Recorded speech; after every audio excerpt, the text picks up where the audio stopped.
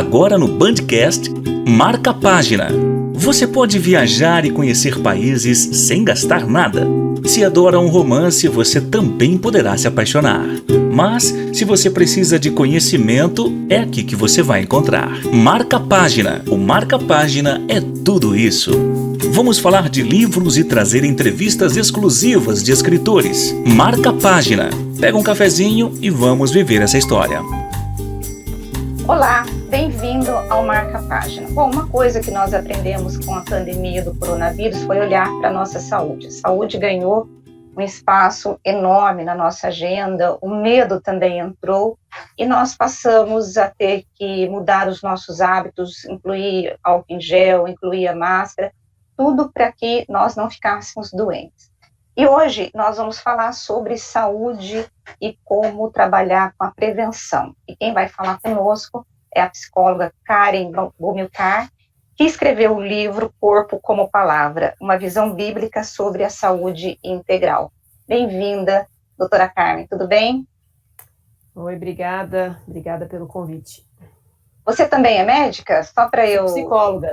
É psicóloga. Hospitalar, isso. Ok. Bom, o que é este livro? Como que você pensou em unir nessa questão da palavra bíblica com a saúde? Como que surge essa ideia?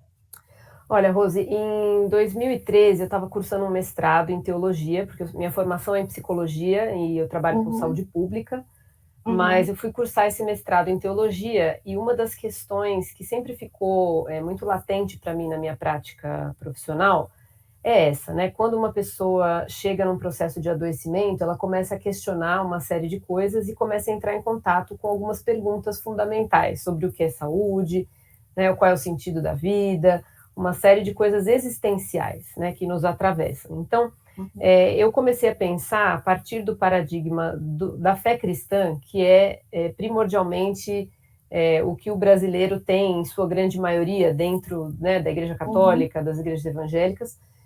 Como é que o cristão entendia esse cuidado com o corpo, como é que o cristão entendia esse cuidado com a sua saúde, né? Como é que ele vivia essa integração da fé com esses cuidados.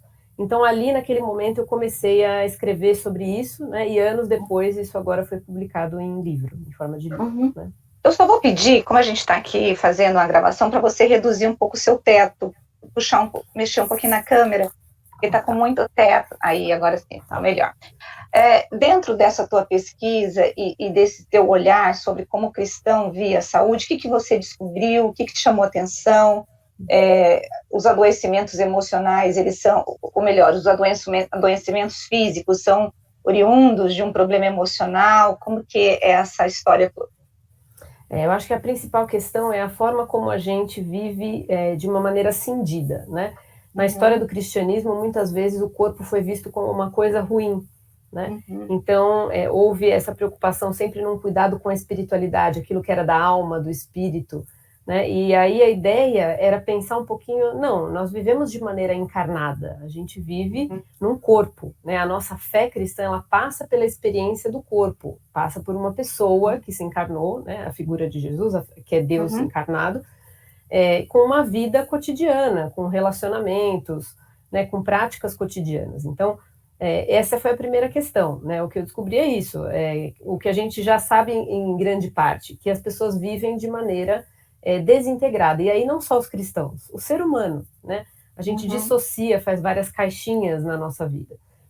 E na experiência de fé, seja ela qual for, a gente precisa lembrar de fazer essa integração entre a fé, o corpo e as questões psíquicas, né? Que também tem grande influência na nossa vida. E como que acontece, que é feita essa integração, Karen? A proposta que eu trago no livro é a gente começar a pensar, de fato, como que o nosso corpo reage às questões emocionais, como que as nossas crenças influenciam a maneira com a qual a gente faz escolhas, né? Escolhas na vida mesmo.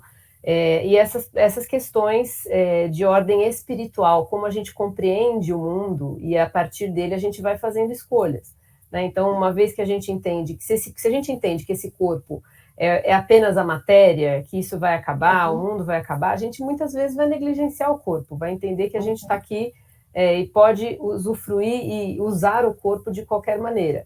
Mas quando a gente entende que o que a gente faz com o nosso corpo físico, né, seja através das atividades que a gente faz, seja através dos atravessamentos das doenças, que isso tem um impacto espiritual, que isso tem um impacto emocional na nossa vida, a gente começa a viver de forma diferente. A gente começa a prestar mais atenção em como a gente conecta essas relações, em como a gente cuida do corpo, né? Não tornando ele um ídolo, mas de fato sendo mordomos do que a gente recebeu aqui para cuidar. Né? Você fala muito da saúde, você fala muito de saúde preventiva, né? Porque pode falar. Não, uma das ideias é essa, é tentar entender o espaço das comunidades como um espaço de prevenção, um espaço de cuidado, né? Agora, por exemplo, o ser humano que não está conectado com nenhuma fé, seja ela qual for, e ele tende a adoecer mais, ou isso não é uma regra? Não é uma regra, mas as pesquisas dizem que as pessoas que nutrem uma prática, e aí eu digo uma prática religiosa, né, não é só uma questão de espiritualidade, que de fato elas encaram algumas questões de uma maneira melhor. Né? Porque uma vez que você dá sentido, significado para as experiências que você vive, você encara isso de uma outra forma, você tem mais cuidados, as pessoas que estão ligadas a comunidades de fé, elas têm vínculos relacionais, né? Então isso também as protege de alguma forma, as ajuda a serem cuidadas. Agora, mesmo aquelas que não professam uma religião, elas acreditam em alguma coisa, né? O não crer em alguma coisa já diz no que eu creio, então isso também nos influencia. Né? O que seria uma visão bíblica sobre saúde integral? O que você quer dizer com isso? Eu acho que é exatamente essa questão, essa integralidade, é entender que a partir da Bíblia a gente tem esse conceito de que nós fomos criados de maneira integral, que o corpo é sim importante, é parte daquilo que a gente vive no mundo. Porque a Bíblia entende o corpo como o ser humano como corpo, alma e espírito, é isso que tem, né? Isso, uma integralidade e dentro da criação. Ou seja, o cuidado com a criação é uma forma de cuidar da sua saúde. Né? Nós somos integrados e integrados uns aos outros. Uma tecla que eu bato bastante no livro é que a saúde diz respeito à vinculação, que a gente está conectado. Né? Então, a saúde não é uma coisa individual, é uma coisa coletiva. Né? Então, é esse cuidado com a nossa pessoa, com as nossas relações e com o mundo criado. Quando a gente pensa nesse mundo acelerado, e eu abri até nosso papo falando sobre coronavírus, né? Quando as pessoas passaram a ter essa ideia de finitude, porque o ser humano, a gente não pensa em morte porque nós temos medo dela, né? Porque morte é um negócio assim que ninguém quer lidar com ela. E de repente nós fomos apresentados a ela como dizendo, se você não se cuidar, você pode morrer.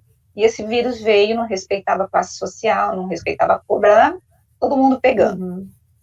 Quando a gente pensa nessa questão da morte, eu fico me pegando, assim, muitas pessoas, inclusive em comunidades religiosas, elas adoecem por conta de ressentimento, de falta de perdão, por traumas, e muitas vezes, isso é uma primeira pergunta, como lidar com essas questões emocionais, apesar de você conhecer a Bíblia, de você ter uma religião, sei lá, de acreditar em alguma coisa, vida após a morte, mas você não sabe trabalhar com isso. Essa é a primeira pergunta. A segunda pergunta que eu gostaria de fazer para você é que nós vivemos num mundo muito acelerado, mas muito acelerado, e que o tempo todo nós estamos cheios de coisas, né, para fazer, para poder lidar, para poder trabalhar.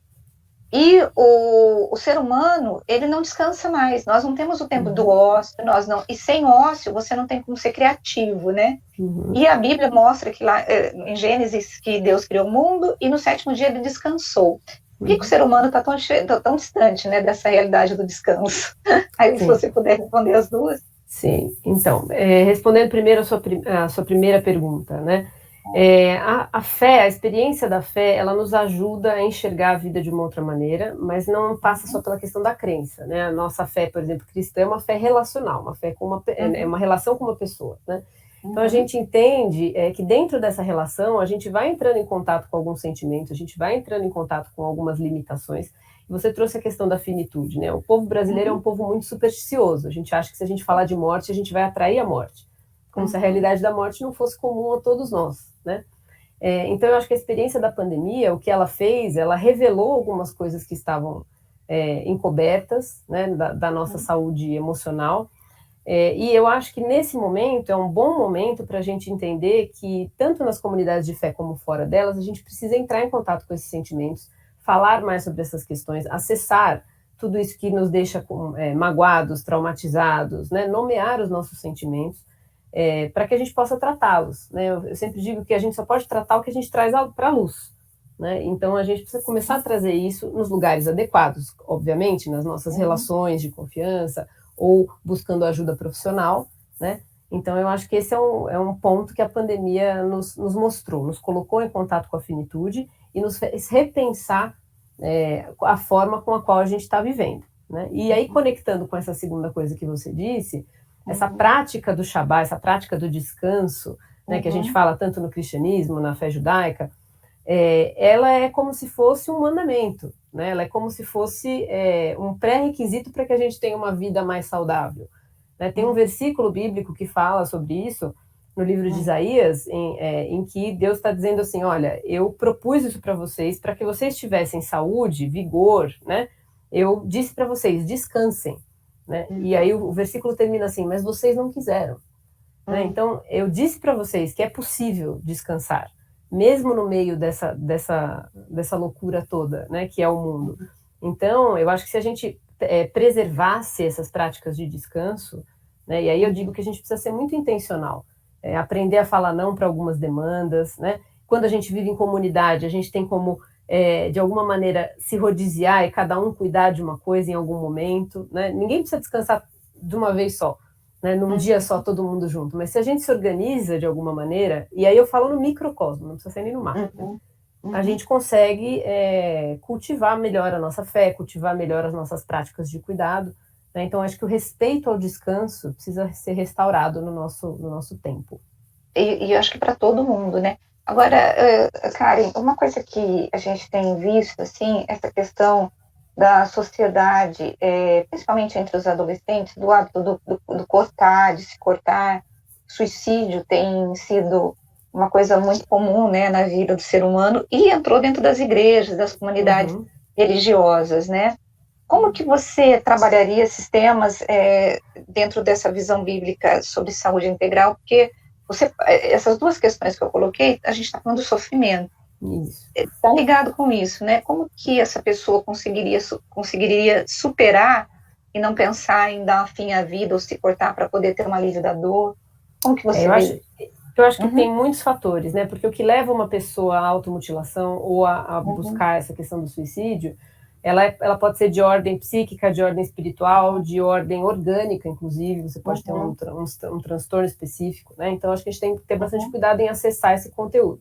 O que eu acho que dentro das comunidades de fé precisa acontecer, e é o que eu trago também no livro, é que a gente precisa falar mais sobre esse assunto, a gente precisa se humanizar e não achar que só quem está fora do ambiente religioso é que corre esses riscos, né? A gente precisa, de fato, reconhecer os nossos sentimentos, e a gente tem um legado aí bíblico que nos ensina isso. O livro dos Salmos nos faz entrar em contato com os nossos sentimentos, né? Nos faz experimentar lamento e tudo isso. Então, eu acho que falta a gente tirar esse estigma, né, de que a gente não pode falar sobre esse assunto, ou de que essas coisas só acontecem com quem está fora da experiência de fé, né? A gente pode ter uma série de motivos para chegar num nível de desespero, de sofrimento extremo, né? E eu não sei isso que você falou, é sofrimento.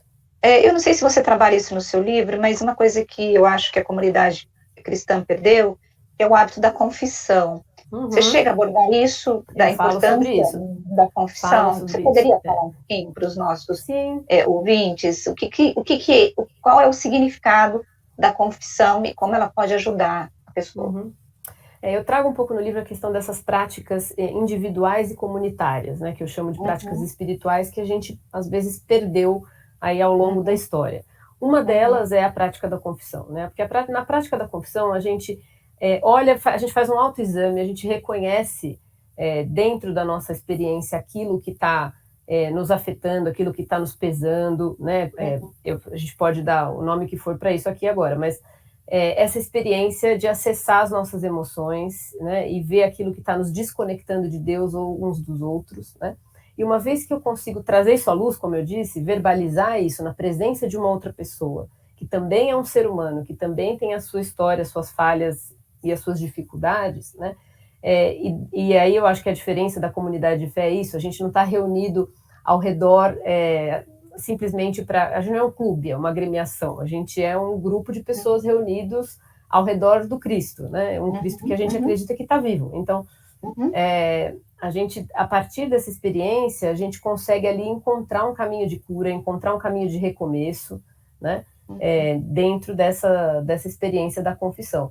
Essa questão da prestação de contas também, né? Você ter alguém para andar junto com você, não andar sozinho, né? Muitas vezes na vida a gente consegue cultivar novos hábitos de vida, e aí eu falo de transformação de vida em vários aspectos, quando a gente tem alguém para andar com a gente, quando a gente pode prestar conta, a gente pode perguntar como a pessoa está, a gente pode dizer, olha, eu não consegui hoje por causa disso e aquilo, você pode me ajudar. Então, essa caminhada conjunta, né? Tá certo. Agora, Karen, eu li há muito tempo atrás, eu não sei se você chegou a ler um livro que fala sobre a dieta, e a dieta dos israelitas, né, e de como que ela era saudável. Eu não lembro o nome do escritor, mas ele pegava essa dieta bíblica e falava sobre essa questão da gente cuidar do nosso corpo ligado à alimentação. Você chega a abordar isso no teu livro ou não? Não, eu falo sobre a importância da gente fazer esses cuidados, né? Cuidar da alimentação, cuidar do corpo através dos exercícios e cuidar do corpo nessa dimensão relacional também. Né? Eu não vou especificamente na questão da alimentação, porque eu acho que fica subentendido, né? Uma vez que a gente pensa que o nosso corpo é um instrumento, o nosso corpo é a nossa casa aqui, né? Enquanto a gente vive essa vida encarnada, tudo que a gente faz com ele, e acho que esse princípio eu coloco no livro, tudo que a gente faz com ele nos afeta, né? E afeta muitas vezes as pessoas ao nosso redor. E tudo que a gente sofre com ele também, porque nem tudo que acontece com o nosso corpo a gente provoca ou a gente é que faz. Né? Muitas coisas nos interpelam.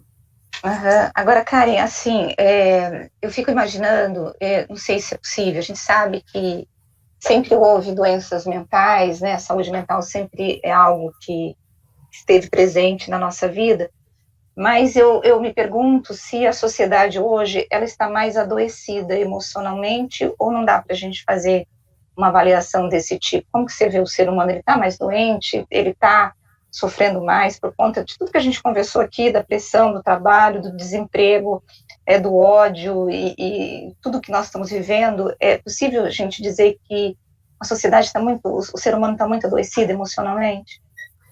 Eu acho que sempre, como você mesma disse, historicamente sempre houve sofrimento, sempre houve dor. Eu acho que o que a gente tem hoje é, óbvio, muito mais diagnósticos, né? Quando a gente passa pela questão da ciência, a gente consegue, às vezes, nomear ou colocar aquilo que a gente está sentindo dentro de uma caixinha e receber um diagnóstico, né? Mas eu acredito que o fato da gente ter essa comunicação mais ampla, saber mais das coisas, né? Saber mais do sofrimento do outro que está lá longe, saber das catástrofes que acontecem, viver essas pressões, né, que são impostas a nós pelo mercado e uma série de outras coisas, eu acho que isso faz com que a gente esteja mais adoecido, sim, né?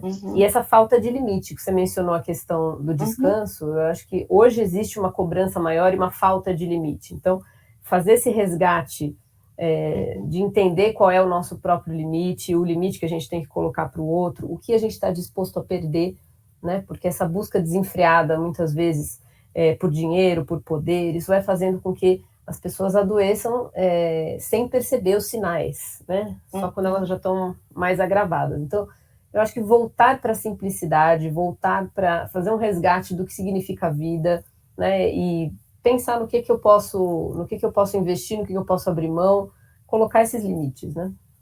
Agora, o teu livro, ele é um livro que a intenção dele oferecer para o leitor alguns conselhos, eu posso chamar isso de conselhos, né, de como melhorar a vida, isso, de como ter pelo menos uma vida mais tranquila, no sentido assim, olha, você é responsável pelas suas escolhas e você deve pensar bem em quais escolhas que vão te fazer bem e quais que vão te levar para um caminho que podem te adoecer. É mais ou menos isso? O que o leitor vai encontrar quando ele pegar o teu livro? Eu estou brincando esses dias que o que eu queria era trazer a alma de volta para o corpo, né? Fazer essa experiência de que a gente não pode olhar para a nossa vida somente como a questão psíquica, somente como a questão espiritual, somente como a questão física, né?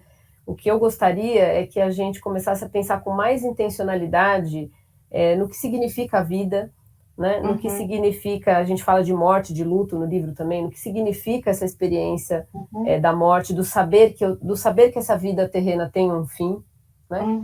Então, como é que eu consigo viver de uma maneira mais intencional, mais cuidadosa, relacional, né? Não cultivar esse individualismo presente. Então, eu acho que esse é o chamado, é o chamado para a gente se dar conta de que a gente é um ser integrado e é possível viver de forma integrada dentro dos limites da vida humana, né? Tá certo. O seu livro está em todas as plataformas, onde que a pessoa encontra, que é Corpo como Palavra, uma visão bíblica sobre saúde integral. Onde que a pessoa pode encontrar? Ele foi publicado pela editora Mundo Cristão, então no site da própria editora você consegue, e também nas livrarias todas que estão comercializando esse livro. Tá certo. Karen, muito obrigada. Foi delicioso conversar com você e é muito interessante, né? Eu acho que nós precisamos parar para poder falar sobre o significado de estar nessa vida e de não passar por ela, né? Sem deixar nenhum significado. Eu acho que é isso que o seu livro trabalha muito, né? Eu quero agradecer muito o nosso bate-papo e eu espero que quem for comprar o seu livro seja realmente agraciado, um pouco de graça, a gente sempre fala, né, e de coisa boa para eles. Muito obrigada, Rose, pelo convite e espero que todos desfrutem aí dessa leitura para uma vida mais integrada. Tá certo, muito obrigada. E eu quero agradecer você que esteve conosco até esse momento, né, espero que você tenha gostado, que você compre o livro, que você leia o livro, que além de ler, que você possa adotar, né, o que a Karen está ensinando para nós. Muito obrigado e até a semana que vem com mais um escritor e mais um autor super interessante para você. Beijo para você. Tchau, tchau.